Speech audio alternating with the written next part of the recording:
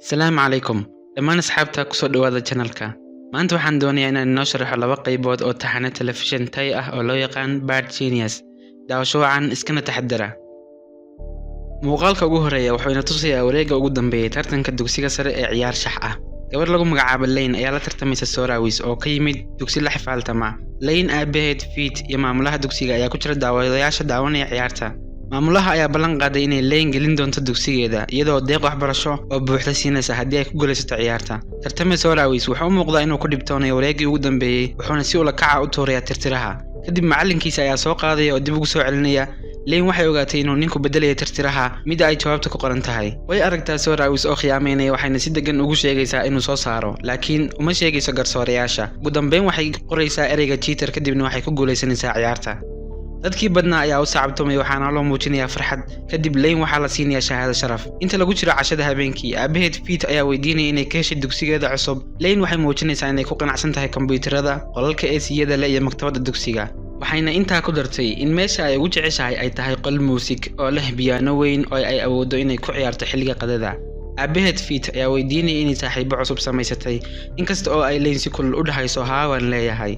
maalin ayada oo pianada ku ciyaaraysa dugsiga waxaa u yimid saaxiibteed oo lagu magacaabo Grace waxay weydiinaysaa caawimaad si ay u qaado heesta dugsiga Lane waxay u garaacaysaa pianada halka Grace ay heesayso laakiin waxay joojinaysaa marka Grace ay qalado ereyada qaarkood way murugaysan tahay sababtoo ah waxaa laga yaabaa in aanay door ku yeelan ciyaarta iyadoo sheegaysa inay riyadeeda tahay inay ka mid noqoto Lane ayaa markaas u sheegtay inay u dhageysato ereyada si taxaddar lehna ula socoto iyaga tababar yar kadib Grace waxay helaysaa ereyada saxda ah iyada oo aad u faraxsan ka hor inta aysan bixin Lane Grace waxay weydiisanaysaa inay ku sugto meel qolka muusiga ka baxsan si ay u kulmi karaan intaa kadib xaaladdu ayadoo degan ayay Grace ka soo baxaysaa qolka iyadoo ilmeynaysa waxaa soo baxday in si waafaqsan qaaninka cusub ardayda raba inay ku jiraan ciyaarta dugsigu waa inay lahaadaan GPA ka sareeya 3.25 marka Grace waxay ka cabanaysaa inaanay weligeed GPA intaa leeg aysan gaadhin Lane waxay u soo bandhigtay inay la dadaalayso maalmaha soo socda waxayna si wada jir ah wax ugu baran jireen maktabadda dhinaca kale macallinkooda xisaabta Sofan wuxuu wax u dhigaa ardayda meel ka baxsan iskuulka maalmaha ka mid ah Grace oo ku jirta fasalkeeda gaarka ah ayaa warqad su'aalo oo uu Sofan soo siiyay u keenaysa Lane waxay ogaatay in su'aalaha ay ka adag yihiin kuwa fasalka ugu dhigo laakiin si kastaba ha ahaatee way ka shaqaynaysaa dhowr toddobaad kadib waxay ku jiraan imtixaankooda xisaabta ahaa daqiiqadaha ugu horeeya Lane si dhib la'aan ah ayay uga jawaabaysaa su'aalaha oo dhan laakiin markaas ayay dareemaysaa in su'aalaha intooda badan ay la mid yihiin kuwii ay Grace u keenaysay way u caddahay Lane in Sofan uu soo siiyay su'aalo tijaabo ah ardayda uu bannaanka wax ugu dhigo intaasi kadib waxay dhammaan jawaabaheeda ku qoraysaa tirtiraha oo ku dhex ridaysa kabteeda kadibna u laadaysaa Grace waxay helaysaa jawaabaha kadibna koobiyeynaysaa dhammaantood marka natiijadu soo baxdo Grace aad bay ugu farxaysaa sida ay u heshay boodnooyinka ugu sarreeya ee abid gaadho laakiin maadaama ay gabdhuhu isku mid yihiin Sofan waxa uu ka shakisan yahay iyaga waxa uu uga digayaa ka digtoonaada waayo hadduu ku helo iyagoo qishaya wuxuu u sheegay ma fududaan doono kiiskeenu kadib markii uu tago Grace waxay Lane ku casuuntay casho saaxiibkeed Bat gurigiisa habeennimadii waxay aadayaan inay kula kulmaan Bat maqaayad qaali ah oo ku xigta aqalkiisa Bat waa wiil taajir ah oo caajis ah wuxuuna imtixaanka keenaa darajooyin hoose kadib markii uu hablaha la casheeyay wuxuu weydiistay Lane inay caawiso imtixaanka sida ay u samaysay Grace oo kale hablihii way yaabayaan marka Bat uu siiyo Lane lacag aad u badan si ay u caawiso wuxuuna u sheegay in aabihii uu u ballan qaaday inuu u iibin doono baabuur isboorti ah haddii uu ku guulaysto imtixaanka markaasi quus ah ayuu ugu baahan yahay caawinteeda si kastaba ha ahaatee ma rabto Lane inay halis gasho sidaas darteed waxay ku diiday dalabkii Bat habeennimadii waxay ku soo noqonaysaa guriga aabaheed Fit oo wax cunaya Lane waxay weydiisatay inuu aad uga taxadaro cuntadiisa kadibna qolkeeda ayay aaday muddo kadib ayay maqashay aabaheed isagoo qof telefoon kala hadlaya deyn wax ku saabsan Lane ayaa ka hortimid arrinkan oo ogaatay inuu aabaheed lacag ka soo amaahday walaalkiis si uu uga bixiyo kharashka waxbarashada Lane maamulaha ayaa u ballan qaaday inay siinayso deeq waxbarasho oo buuxda haddii ay ku guulaysato tartan xariifnimo ah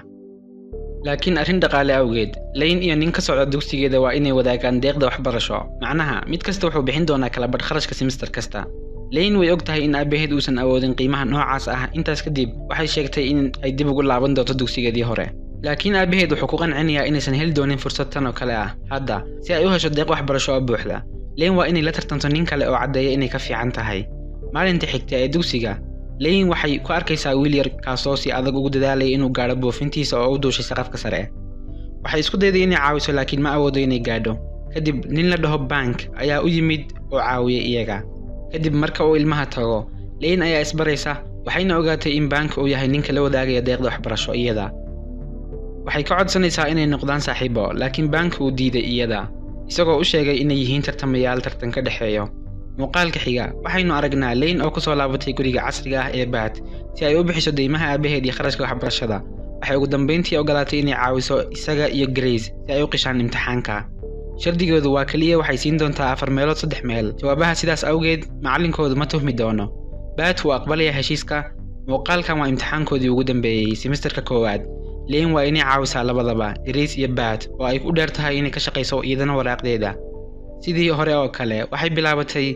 inay wax ku qorto tirtiraha, laakiin waxay joogsanaysaa markay aragto Sofan oo soo socda xaggeeda. isna isha ayuu ku haynayaa inta imtixaanku socdo iyada. aakhirkana wuxuu ogaanayaa inay wax ku qorayso tirtiraha. macallinku wuxuu ka qaaday tirtirihii, balse wuxuu ka yaabay markuu arkay waxa ku qoran oo ah: waxaad u siibtaa waraaqadaha imtixaanka ardayda imtixaanka ka hor.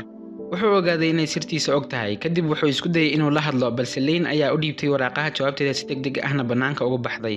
Sofan wuxuu weydiisanayaa kuwa kale inay sii wadaan oo ay ka dambeeyaan Lane. Lane ayaa weli ku adkaysanaysa inay u sheegayso maamulaha, iyadoo Sofan uu isku dayayo inuu ku qanciyo si kale. xitaa wuxuu ugu hanjabayaa inuu maamulaha u sheegi doono. iyadu waxay u ogolaatay Grace inay ka qishto waraaqdeeda,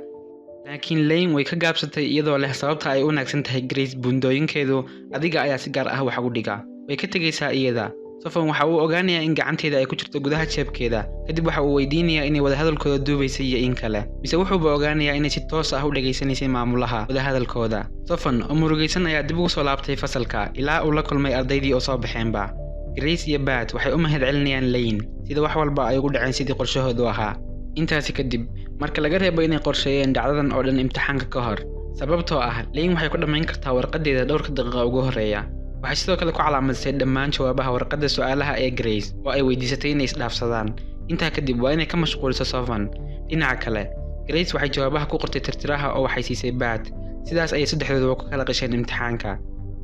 waxaa intaa dheer, Lane ayaa beddeshay magaca Pete ugu safgaraysan yahay taleefankeeda kuna beddeshay maamulaha. habkaas ma aysan suurtagal lahayn in Sofan laga saaro iskuulka, laakiin isagoona ay cabsi gelinaysay oo ka mashquulinaysay. si kastaba ha ahaatee, habeenkii dambe waxay helaysaa fariimo badan oo ku saabsan dad ku wada sheekaysanaya in Sofan laga caydhiyay iskuulka. Lane mar kale ay u carartay guriga Bat oo ay weydiisay sida uu ku ogaaday maamulaha koolkii aan adiga ku soo duubay. Bat ayaa ku jawaabay, taleefankii ayaan duubay kadibna u diray maamulaha, sababtoo ah wuxuu aaminsan yahay in Sofan uu caqabad ku noqon karo mustaqbalka.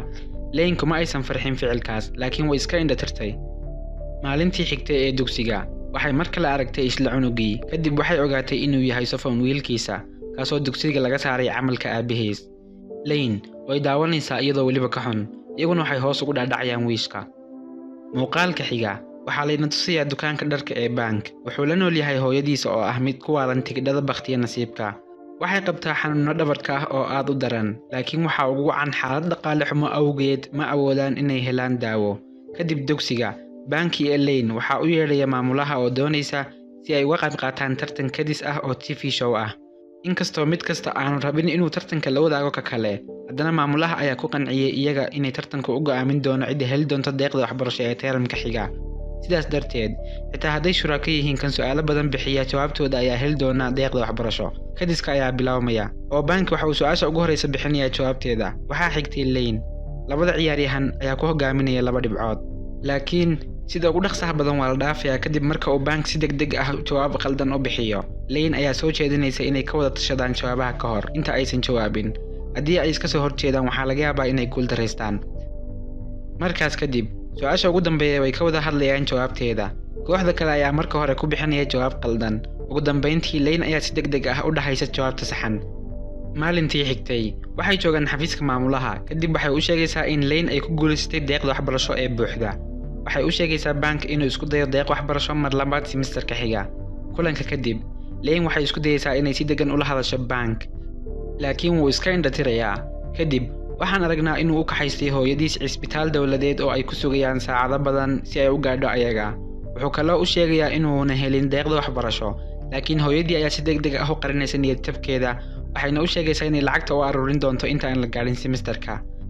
maalin maalmaha ka mid ah, iyagoo jooga dugsiga, Bat ayaa waxa ugu yeedhay Lane gudaha computer labka oona weydiiyey inay joojin doonto inay caawiso qishka imtixaanaadka. hadda iyadoo aan haysan waxay iskaga bixiso qarashaadka waxbarashada. wuu ku qoslayaa marka ay gabadhu u sheegto in aanay u baahnayn lacagtiisa. sida uu Bat leeyahay dugsigu wali uu ka qaadan doonaa Lane lacagta fiiga ah ayadana ma oga Lane ma sameyn wax ka falcelin ah laakiin shaki ayaa ka galay laga yaabaa inuu run sheegayo marka ay guriga ku noqoto ay soo maraysaa qaanada aabaheed kadib waxay ku arkaysaa inuu bixiyay khidmadii dugsiga wadar ahaan 200 oo kun oo baht tani waxay ka dhigaysaa inay ogaato in deeqda waxbarasho ee buuxda ay tahay uun xayeysiis dugsiga oo ay weli lacag ka qaadan dhammaan ardaydooda Lane ayaa si degan u wacaysa Bat oo weydiinaysa haddii ay jiraan dad badan oo doonaya inay lacag siiyaan sidiisa oo kale maalinta xigta Bat wuxuu qaban qaabinayaa kulan Lane, Grace iyo asxaabtiisa hodanka ah ee u baahan inay Lane caawiso dhammaantood waxay weydiisanaysaa 30 kun oo baht si loo caawiyo inay qishaan imtixaanka hal semester iyagana waa inay lacagta u diraan Bat oo isna siin doona Lane si aanay u jirin caddayn lacag bixin laakiin maadaama ay yihiin dad badan iminka qaabkii hore ee tirtiraha lagu qorayay waxay noqon doontaa mid khatar ah sidaas darteed Lane waxa uu soo baxday qorshe kale iyadoo xasuusinaysa inay jirto saacad ku taal gidaarka hore taas oo qof walba u muuqata waxay u sheegtay in tirada daqiiqadaha ee gidaarka waa tirada su'aasha si la mid ah maadaama su'aaluhu yihiin goobogelin waxay yeelan doonaan 4 doorasho walaadha labaad ee daqiiqad tilmaamuhu ee saacadu waxay noqon doontaa jawaabta marka haddii ay jawaabtu tahay number A Lane ayaa kor u qaadi doonta gacanta marka daqiiqadu tilmaamuhu ay gaarto 1 haddii jawaabtu ay tahay B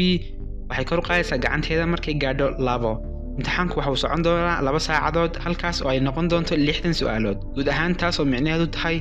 Lane waxay ku qasbanaan doontaa inay dhammaystirto waraaqdeeda saacad gudaheed si ay saacadda xigta u caawiso asxaabta kale imtixaanku wuxuu u dhacayaa sidii ay rabeen laakiin mar dhexe banki oo si sax ah u fadhiya Lane agteeda ayaa weydiisanaya inay joojiso dhaqdhaqaaq badan maxaa yeelay ma awoodo inuu xoogga saaro imtixaankiisa isla markiiba waxaa ka soo dhacaysa warqad macalinka ayaa arkaya warqadii ay ka qaadaysaa maclimaddu iyadoo aaminsan inay tahay qish laakiin waxa uu soo baxaysa inay noqoto liiska ciwaanada macaamiishiisa ee uu dharka u dhaqo waxay markaasi ku boorinaysaa in wax walba oo jeebkiisa ku jira uu dibadda u soo saaro laakiin bank si kama ah ayuu warqadiisa ugu matagayaa qof kasta oo fasalka jooga wuu ku qoslayaa markaas kadib wuxuu u cararayaa qolka maydhashada habeennimadii Lane ayaa ugu imanaysa bank gurigiisa iyadoo u sheegaysa in aysan u baahnayn deeqda waxbarasho dib ayayna ugu soo celinaysaa bank oo yaaban ayaa weydiinaya sababta laakiin Lane way ka qarinaysaa xaqiiqada taas oo ah waxay ka heshay lacag ku filan caawinta asxaabteeda taa beddelkeeda waxay sheegtay in aabaheedu ku guuleystay bakhtiyo nasiib bank ayaa si farxad leh ugu soo bandhigay inuu dharkeeda ugu dhiqi doono si lacag la'aan ah meheradiisa dharka mahadcelin awgeed dabadeed uu istaagay si uu bas gurigeeda ugu qaado dhacdana waxay ku soo dhamaanaysaa isagoo u sheegay inuu doonayo inuu saaxiib la noqdo Lane